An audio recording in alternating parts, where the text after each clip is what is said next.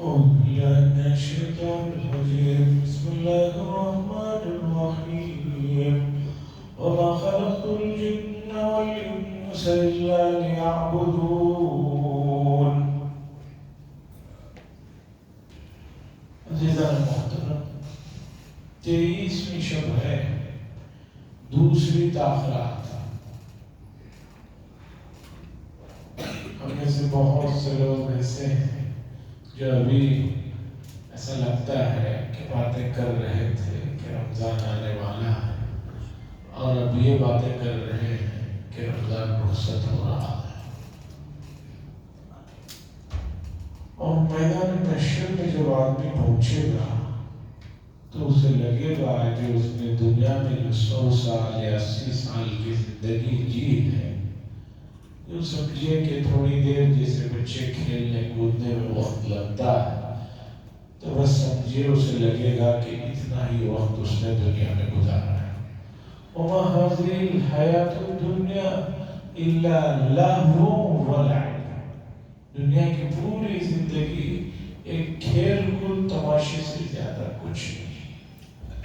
جب میدان محشر میں پہنچے گا آدمی، بلکہ اسے عالم برزخ ہی میں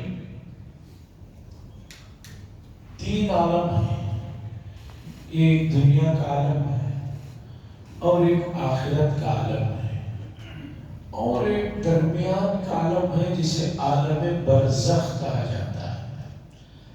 برزخ کے معنی ہیں آڑ کے، پردے کے۔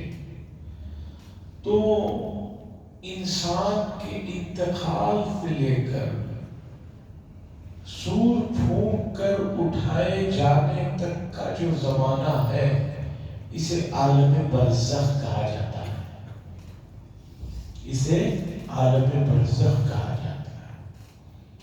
بہت سی چیزیں پچھلے زمانوں میں سمجھانے کے لیے اس طرح کی مثالیں نہیں ہوتی تھی کہ جسے سمجھایا جا سکے، لیکن موجودہ زمانے میں اللہ کا بڑا فضل ہے کہ جدید ترقیات نے بہت سے مسائل کو سمجھنے سمجھانے کے لیے آسان کر دیا۔ مثلا وحی کا جو مسئلہ ہے، کفار مکہ کہا کرتے تھے کہ عجیب بات ہے، ان کے پاس جبریل علیہ السلام آتے ہیں، آ کر بات چیت کرتے ہیں، ہمیں نظر نہیں آتا، صرف ان کو سنائی دیتا ہے، یہ کیسا ہے؟ اعتراض کرتے ہیں۔ اب اس کا جواب دیا جاتا ہے کہ بھئی پہلے بھی انبیاء کے پاس آئے ہیں، تو حضور کے پاس آئے تو کیا نئی بات؟ وہ کہتے ہیں نہیں، عقل میں سمجھ میں نہیں آیا، لیکن موجودہ زمانے میں فون نے سمجھا دیا۔ ایک آدمی کان میں بلوٹوتھ لگائے ہوئے بات چیت کر رہا ہے، ایک آدمی کہیں سے بیٹھ کر اسے بات کر رہا ہے، یہ اسے بات کر رہا ہے۔ پہلے تو اس طرح کوئی آدمی کہیں بات چیت کر رہا ہو خود سے تو لوگ سمجھتے تھے دیوانہ ہے، خود سے بڑبڑا رہا ہے۔ اب لیکن ہر آدمی فون میں مصروف ہے تو اسے کوئی تعجب ہوتا نہیں۔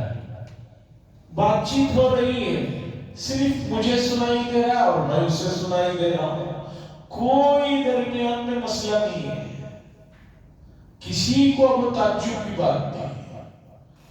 مثلا معراج سے حضور صلی اللہ علیہ وسلم کی جب واپسی ہوئی تو کفار مکہ سے آ کر کہنے لگے کہ بھئی آپ کہتے ہیں آپ رات مسجد اقصیٰ میں گئے، یہ ہوا وہ ہوا، آپ ذرا بتائیے مسجد اقصیٰ کیسی، بیت المقدس کے بارے میں تفصیلات بتائیے۔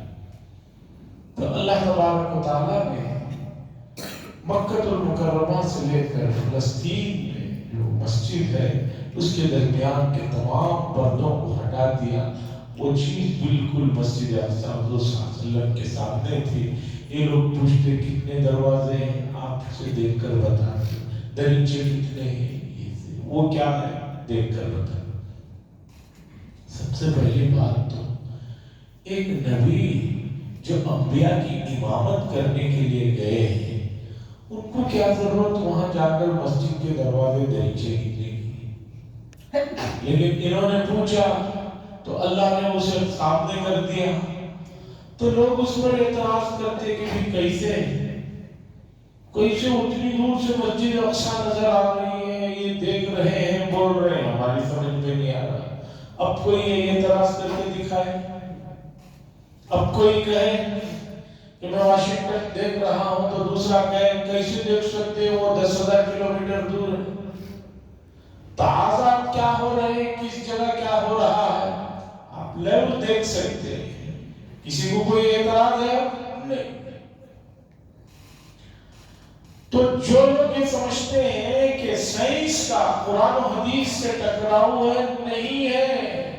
ہم تو یہ کہتے ہیں کہ 1450 سال پہلے اللہ نے یہ کہا کہ بھائی ہم نے یہ تمام چیزیں، چاند، سورج اور جتنی بھی مخلوقات ہیں، ان کو مسخر کر دیا ہے، تمہارے انڈر میں دے دیا ہے، تمہارے ماتحت ان کو کر دیا ہے، ان سے فائدہ اٹھاؤ، ان سے استفادہ کرو۔ اب اگر کوئی آدمی یہ کہے کہ میں چاند پر چلا گیا ہوں، بہت دیر سے گئے ہو بھائی، 1450 سال پہلے تو اللہ نے کہا وَسَخَّرَ لَكُمُ الشَّمْسَ وَالْقَمَرَ، ہم نے یہ دو چیزیں تمہارے ماتحت میں دے دی ہیں، تمہیں ان پر جو ہے کچھ بھی تم ان سے استفادہ کرو۔ اب 1300 سال کے بعد کوئی جائے اور یہ کہے کہ میں نے بڑا کام کر دیا، ہم کہیں گے کہ بہت دیر سے کام کیا ہو، یہ کام تو بہت پہلے ہونا چاہیے تھا۔ بہرحال عزیزان گرامی، میں نے ایک آیت پڑھی 27ویں پارے پہ سورہ ذاریات کی، بڑی مشہور آیت ہے، اکثر آپ حضرات نے اس موضوع پر بھی بات سنی ہوگی۔ اللہ فرماتے ہیں وَمَا خَلَقْتُ الْجِنَّ وَالْإِنسَ إِلَّا لِيَعْبُدُونِ، ہم نے نہیں پیدا کیا انسان اور جنات کو مگر ہماری عبادت کے لیے۔ عبادت کا جو لفظ ہے، اس کا مفہوم بہت سارے حضرات نے بہت چھوٹا اسے دبا کر رکھ دیا ہے۔ عبادت کے مفہوم میں لوگوں کو صرف نماز، یا اس سے کوئی آگے بڑھا تو روزہ، اس سے آگے بڑھا تو زکوٰۃ، اس سے آگے بڑھے تو حج۔ عبادت کا یہ جو مفہوم لوگوں نے منحصر کر دیا ہے ان 4 چیزوں میں، یہ صحیح نہیں۔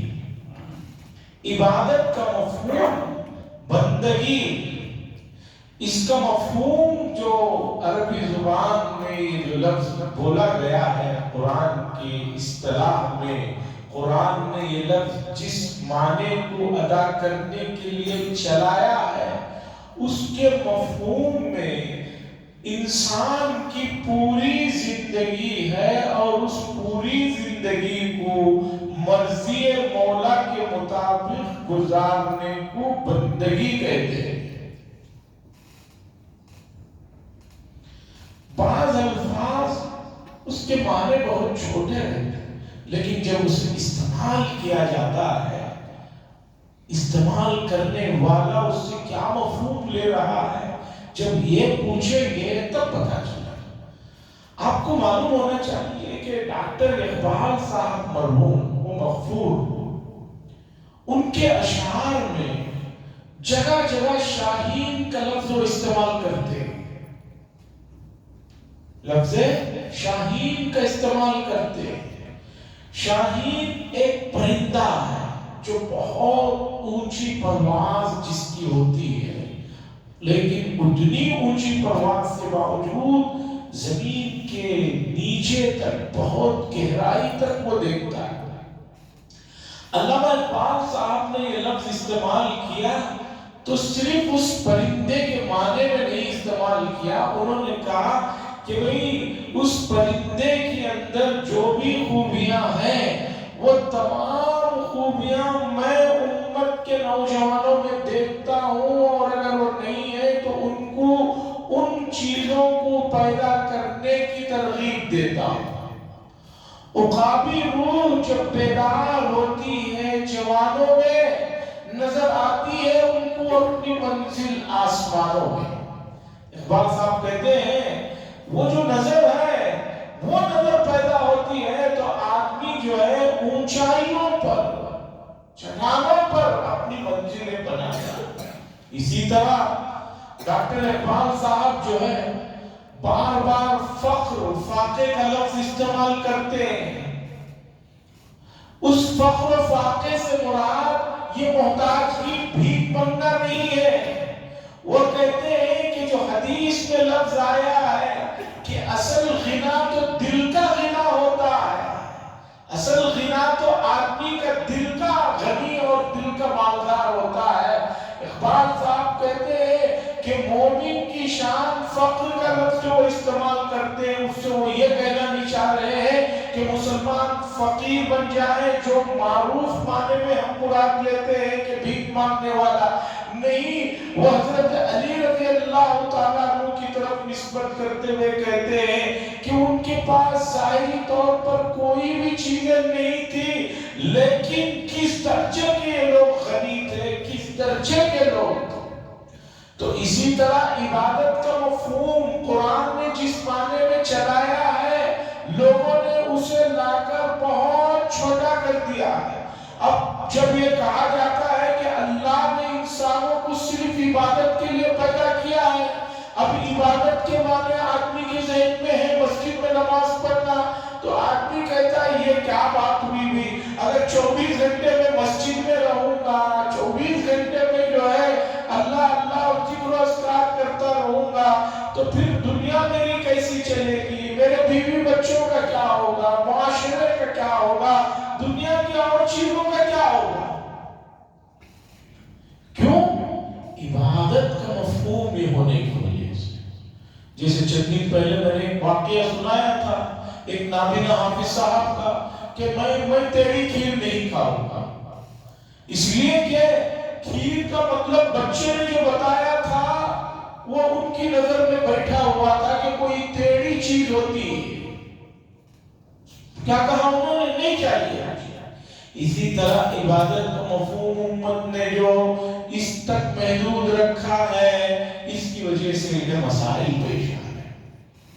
اس کے بعد آئیے اس آیت کو سمجھانے کے لیے میں سورہ رحمان کی مضمون کی طرف لے آتا ہوں.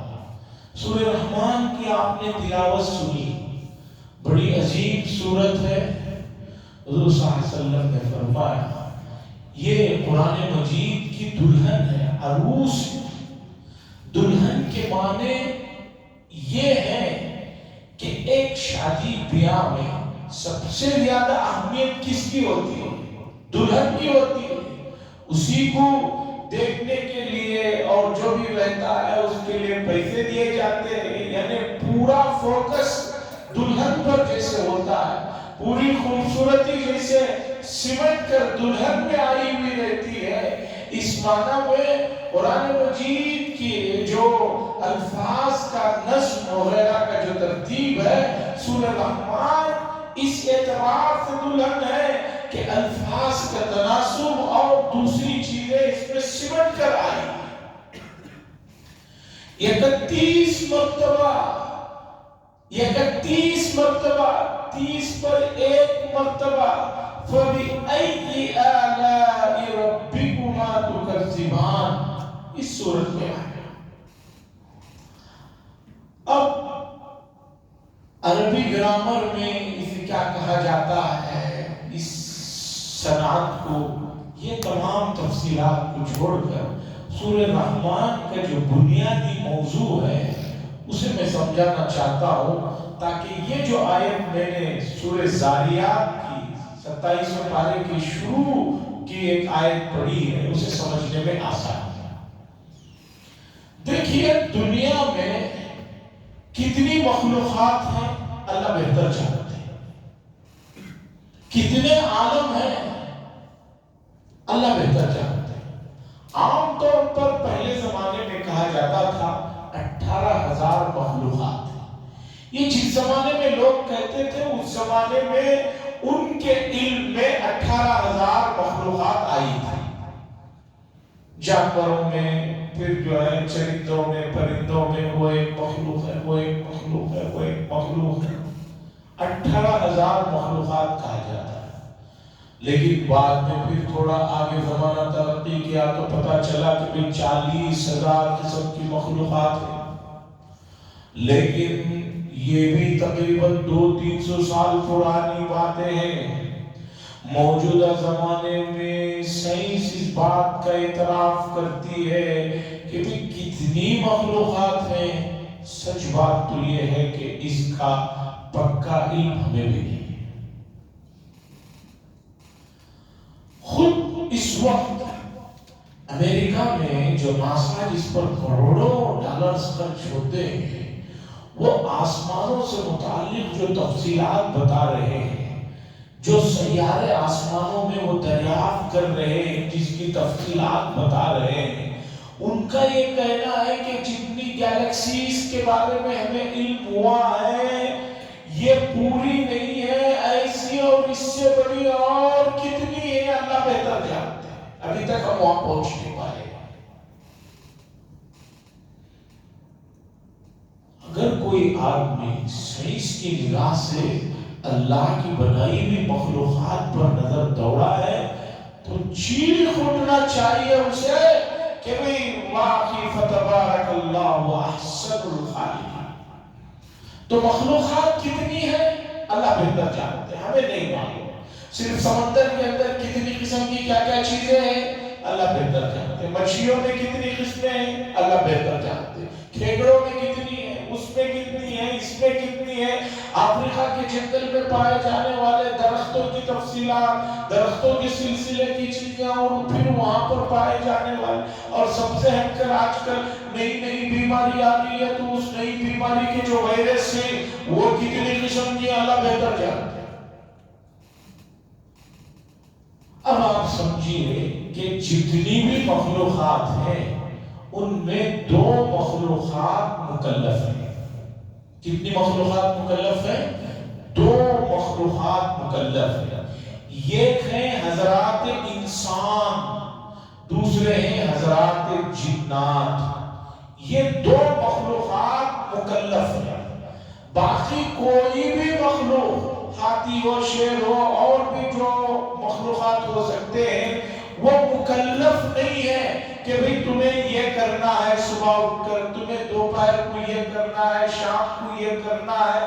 یہ کسی بھی چیز کے لیے مکلف نہیں۔ صرف مکلف کون ہے؟ انسان اور جنات۔ فرشتے جو ہے وہ مکلف ہے، لیکن وہ آسمان کی مخلوق ہے، زمین کی مخلوق نہیں۔ زمین پہ جو مخلوقات ہیں ان مخلوقات میں 2 مخلوقات مکلف ہیں، حضرات انسان اور جنات۔ اور چونکہ یہ دونوں دنیا میں رہتے ہیں، اس میں اصل انسان ہے تو انسان کے ماتحت جنات بھی آتے ہیں۔ اللہ کے نبی صلی اللہ علیہ وسلم جیسے نبی اور رسول انسانوں کے لیے ہیں، اسی طریقے کے آپ نبی اور رسول ہیں جنات کی۔ جنات بھی آگ، پانی، مٹی، ہوا سے بنے ہیں، لیکن ان کے مادے میں آگ کا عنصر زیادہ ہے۔ آگ جو ہے مٹی کے مقابلے میں لطیف ہوتی ہے، اس لیے وہ ہمیں دیکھ سکتے ہیں، ہم ان کو نہیں دیکھ سکتے۔ جنات ہمیں دیکھ سکتے ہیں لیکن ہم جنات کو نہیں دیکھ سکتے۔ ٹھیک اسی طریقے پر جس طرح کار کے اندر جو ہے ایک شیشے پر ایک پلاسٹک لگا دی جاتی ہے جس کی وجہ سے اندر سے بیٹھا ہوا آدمی باہر تو دیکھ سکتا ہے، لیکن باہر کا آدمی اس شیشے کے اندر کیا ہے نہیں دیکھ سکتا۔ اسی طرح جنات ہمیں دیکھ سکتے ہیں، ہم جنات کو نہیں دیکھ سکتے۔ فرشتے جنات کو دیکھ سکتے ہیں لیکن جنات فرشتوں کو نہیں دیکھ سکتے، اس لیے کہ فرشتوں کی تخلیق جو ہوئی ہے وہ جنات کے مقابلے میں اور زیادہ لطیف جو ہے، اس کا جو جوہر ہوتا ہے اس سے بنے۔ جب 2 ہی مخلوقات مکلف ہیں تو اللہ نے سورہ رحمان میں ان دونوں مخلوقات کی جو ضرورتیں ہیں وہ 2 طرح کی ہیں۔ ایک آدمی کی جو ضرورتیں ہیں جتنی بھی ہوگی لیکن 2 قسم کی ہوگی، ایک مادی ضرورتیں ہیں اور ایک روحانی ضرورتیں ہیں۔ مادی ضرورتیں ہیں وہ ضرورتیں جسے آدمی دیکھتا ہے، سنتا ہے، محسوس کرتا ہے، کھاتا ہے، پیتا ہے، جو اسے نظر آتے ہیں، یہ ہے مادی ضرورتیں۔ سورہ رحمان میں اللہ نے انسانوں اور جنات کو بتایا کہ دیکھو تم مکلف ہو اور تمہاری جو ضرورتیں ہیں مادی ضرورتیں ہم نے اسے بھی مکمل طریقے پر پورا کیا اور تمہاری جو روحانی ضرورت ہے اسے بھی ہم نے پورا کیا.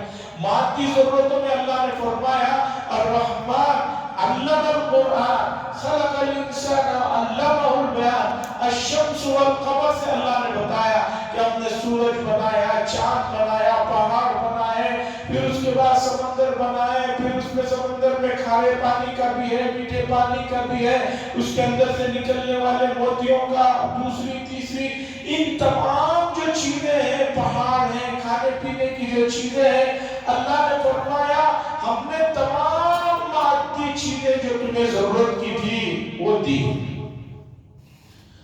دوسرے ہیں روحانی ضرورت, جنات کی بھی اور انسانوں کی بھی, وہ ہے رہنمائی, رہبری, صحیح راستہ دکھانا.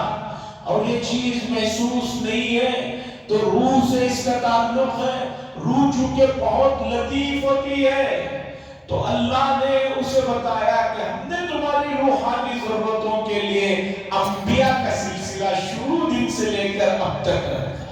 یہ انبیاء اس لیے آئے کہ یہ تمہاری روحانی ضرورتوں کو بتائیں اور روحانی ضرورتوں کی تکمیل کریں. اور اس سلسلے کی سب سے آخری کڑی ہے حضرت محمد رسول اللہ صلی اللہ علیہ وسلم کہ آپ نے آ کر روحانیت کا جو سلسلہ ہو سکتا تھا آخری درجے تک کا اسے پورا کرا. حضور صلی اللہ علیہ وسلم نے بڑی پیاری مثال دے کر ایک بات سمجھائی.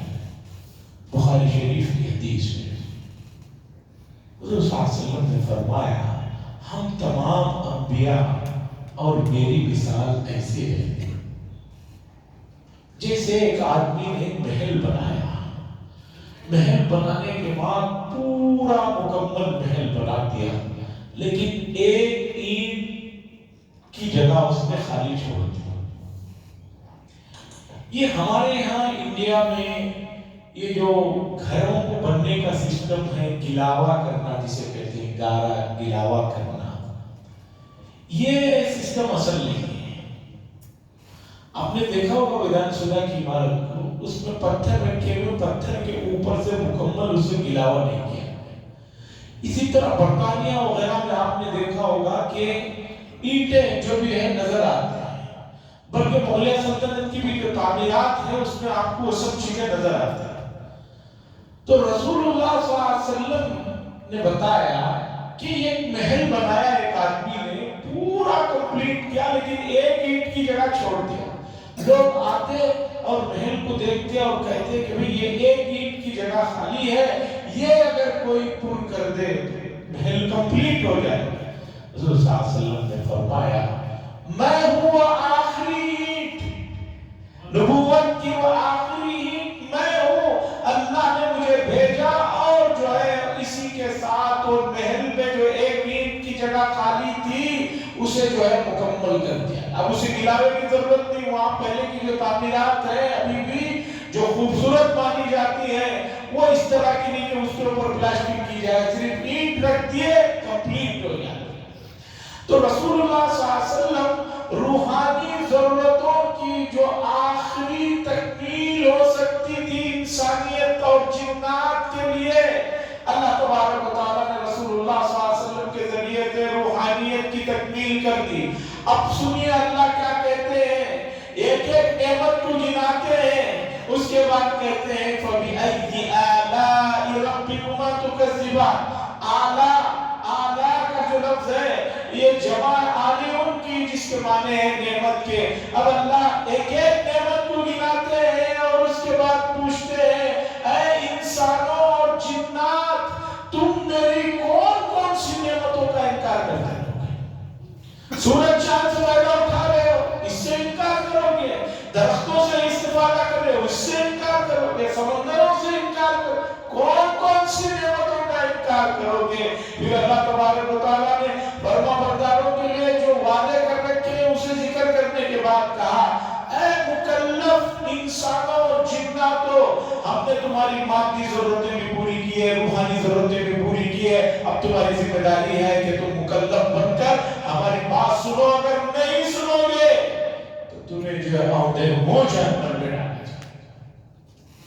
عزیزان گرامی، عبادت کا جو مفہوم میں نے بتایا وہ ہے زندگی مکمل من المہدی الی اللہ، ماں کی گود سے قبر کی گود تک جو ایک کمپلسری نظام ہے کہ بھئی بچہ پیدا ہوتے ہی اس کے ایک کان میں اذان اور ایک کان میں اقامت دے کر یہ بتایا جاتا ہے کہ تیرے دل و دماغ میں بڑائی ہمیشہ اللہ کی ہونی چاہیے، اللہ سے بڑھ کر کوئی بڑا نہیں ہے۔ تو اس پوری زندگی کو انسان اور جنات کے لیے اللہ نے فرمایا آپ لوگوں کو ہم نے آپ کی ضرورت کی چیزیں دے دی ہیں، اس سے فائدہ اٹھاؤ اور اس کے مطابق زندگی گزارو۔ اسی عبادت کے مفہوم میں یہ نماز بھی ہے، روزہ بھی ہے، زکوٰۃ بھی ہے، حج بھی ہے، کاروبار بھی ہے، شادی بیاہ بھی ہے۔ آخر نکاح کو کیا کہا جاتا ہے؟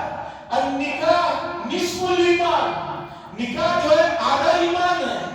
اگر نکاح آدھا ایمان ہے تو سوچنے کی ضرورت ہے کہ اب تک ہم نے جو ہے اسی کو عبادت اور اسی کو جو ہے ایمان سمجھ رکھا تھا کلمہ پڑھنے کو، اور اسی طریقے پر سرکار نے فرمایا الطہور شطر الایمان، پاکی صفائی آدھا ایمان ہے۔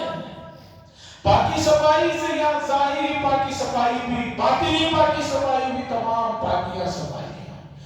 یہ جو مفاہیم ہے، شریعت کی جو روح ہے، اس کی جو اسپرٹ ہے، اسے امت سمجھے، اسے سمجھے گی تو پھر زندگی گزارنے میں اس کے لیے کوئی مسئلہ نہیں ہوگا۔ ایک بڑے اللہ والوں کا واقعہ ہے، ان سے ایک بہت مالدار آدمی نے پوچھا کہ حضرت آپ پریشان نہیں ہوتے؟ انہوں نے کہا نہیں۔ پھر اس سے پوچھا کہ تم پریشان ہوتے؟ ہاں۔ انہوں نے پوچھا بھی کیوں پریشان ہوتے؟ اس لیے کہ تمہارے پاس تو سب کچھ ہے، پھر پریشان ہونے کی کیا ضرورت؟ کہا کبھی بیٹا آتا ہے کہتا ہے کہ یہ چاہیے، یہ ہو گیا ہے، کبھی فلاں آتا ہے، کبھی بیوی کہتی ہے، کبھی اس کی بہو، ہر آدمی آ کر کوئی کام ہوتا ہے تو سر پہ ڈالتے ہیں، یہ مستقل ٹینشن۔ کہا ان کو ٹینشن؟ کہا نہیں، ان کو کیوں ٹینشن؟ وہ آ کر مجھے کہہ دیتے ہیں کہ ابا یہ چاہیے، اس کے بعد سکون سے بیٹھے رہتے ہیں۔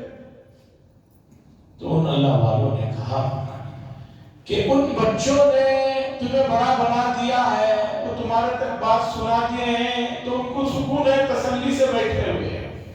تم بھی اسی طرح اپنے رب کو بڑا بنا لو، اپنا جو بھی معاملہ اللہ کے سامنے رکھو، پھر تمہیں تسلی اور سکون ملے گا۔ قضیے کو سمجھنے کی ضرورت ہے، شریعت کے مفاہیم کو سمجھیے، اس کی اسپرٹ کو سمجھیے، عبادت کا جو صحیح مفہوم ہے اسے سمجھیے، اور اللہ نے جو دونوں ضرورتوں کو پورا کیا، انسان اور جنات کی مادی ضرورتوں کو بھی، روحانی ضرورتوں کو بھی، اب اگر کوئی ان سے استفادہ نہ کرے تو یہ بہت گھاٹے کا سودا ہے۔ دوسری تاخیرات ہے، بات شاید لمبی ہو گئی، میں پھر ایک مرتبہ کہتا ہوں ان راتوں کے علاوہ بھی ہر رات جو ہے انسان کے پاس جو وقت ہے وہ قیمتی ہے۔ قیامت کے دن 5 سوالوں کے جوابوں سے پہلے حدیث میں آیا ہے آدمی کو ہلنے نہیں دیا جائے گا، اس کے قدم ہلنے نہیں دیے جائے گا، اس میں وقت کے بارے میں بھی سوال کیا جائے گا۔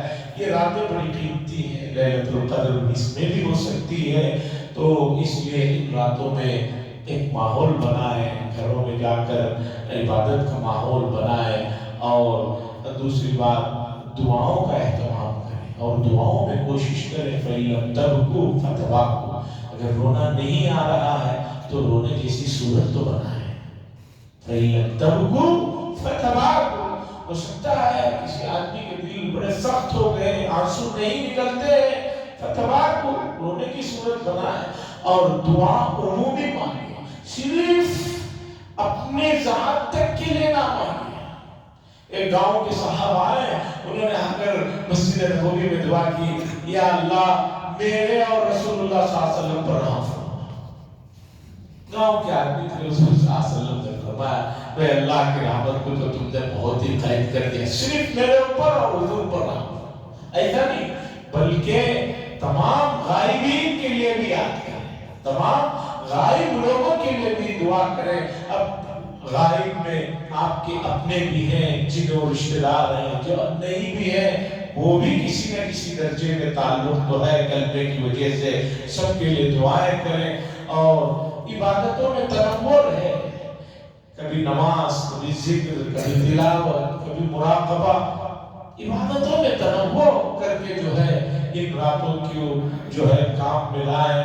और फिर एक मर्तबा गुजारिश है जिम्मेदारों से, हर घर के कि अपने बच्चों को साथ में अपने घरों को ले जाए, इन रातों में ना छोड़ें।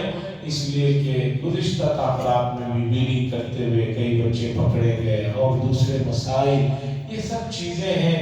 इससे जो है अपने औलाद की हिफाजत फरमाए, ये अल्लाह की अमानत है।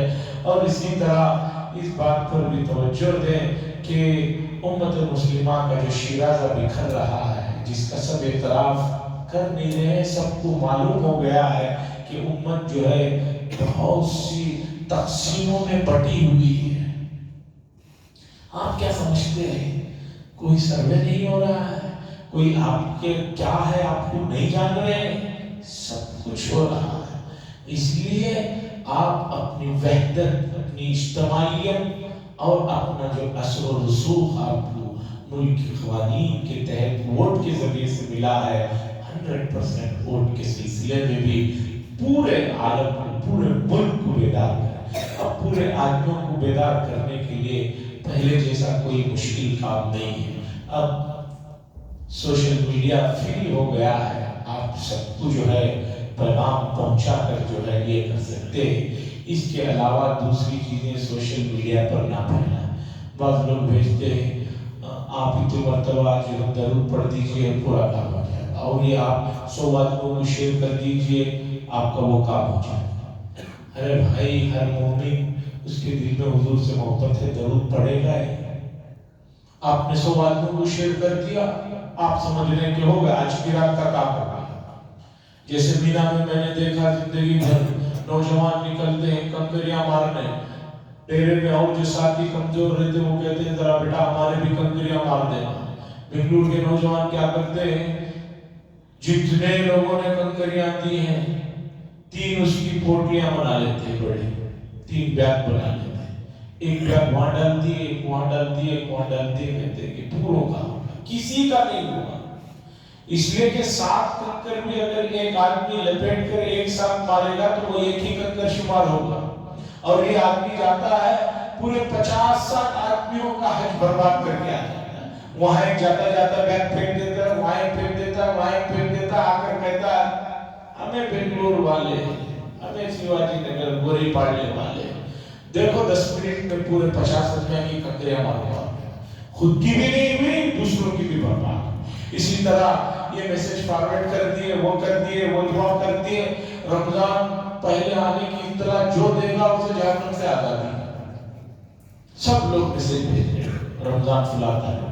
अरे भाई, आने वाले 100 साल में कौन सी तारीख में रमजान आने वाला है, सॉफ्टवेयर इतने डेवलप हो गए, मैं बता सकता हूँ। इस साल का नहीं, आने वाले 100-150 साल का बता सकता हूँ, बल्कि गुजरे हुए 150 साल का भी बता सकता हूँ। आपको मालूम है हमारा मुल्क जब आजाद हुआ तो रमजान मुबारक था, आखिरी अशरा था, 26वां रोजा था, 1947 15 अगस्त का। आप निकालेंगे, ऐसी सॉफ्टवेयर आ गई है, कैसा हो जाता है। बाकी तफसीलात देखना हो, आप भी थी हज़रत शेख उल-हदीस मौलाना ज़करिया साहब उस वक्त जो नाजुक हालात थे उनको सब रखा है। दुआ फरमाए अल्लाह इन रातों की कदर करने की, और अल्लाह ने जो हमारी ज़रूरतों की दोनों चीज़ें दी है उससे इस्तेमाल करने की तौफीक नसीब फरमाए। व आखिर दावाना अल्हम्दुलिल्लाहि रब्बिल आलमीन, अल्हम्दुलिल्लाहि रब्बिल आलमीन। अल्लाहुम्मा सल्लि अला सय्यिदिना शफीना नबीना हबीबना मौलाना मुहम्मद बारिक वसल्लम। ऐ अल्लाह, तेरे बंदे तेरे दरबार में हाथ उठाए हुए इस उम्मीद के साथ, ये जो रात है बड़ी मुबारक रात है, अल्लाह इस रात की रहमत बरकत सकीनत हम सब पर नाज़िल फरमा।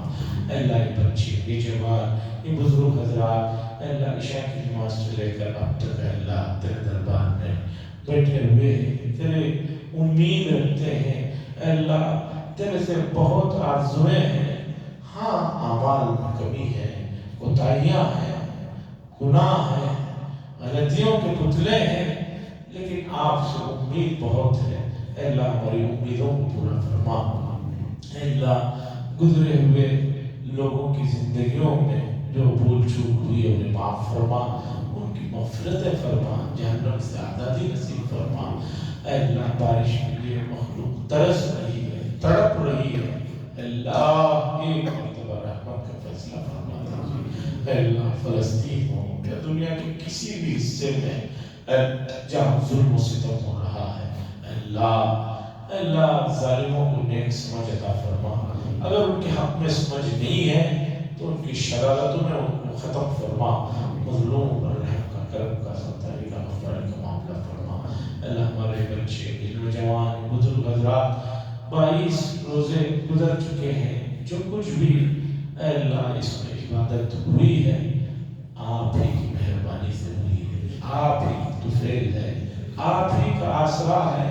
اے اللہ سب سے بڑھ کر اے اللہ رسول اللہ صلی اللہ علیہ وسلم کے امتی ہیں، اے اللہ ان کا بڑا مقام، ان کا اے اللہ بڑا مقام ہے، شفاعت کبریٰ جنہیں حاصل ہے۔ اے اللہ اس نام نامی کی برکتوں سے ہماری ضرورتوں کو، حاجتوں کو، تقاضوں کو پورا فرما۔ کون ہے اللہ تیرے علاوہ جسے کوئی ضرورت نہیں، جسے کوئی مجبوری نہیں، جس کے دل میں کوئی خواہش نہیں، اور آپ کے علاوہ کون ہے جو سب کچھ پورا کر سکتا ہے؟ آپ ہی پورا کر سکتے ہیں۔ اللہ پورا کر دیجیے، اس دعا کو محرم فضل و کرم سے قبول فرما۔ صلی اللہ تعالی وسلم علی خیر خلق محمد وعلی آلہ وصحبہ۔